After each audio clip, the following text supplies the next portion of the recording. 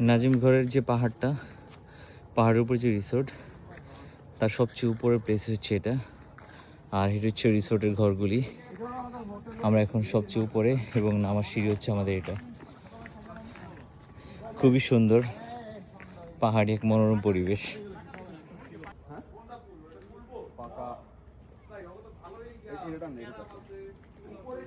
Down side নাজিমঘর রিসোর্টের। আসিফ, উপরে পুল আছে।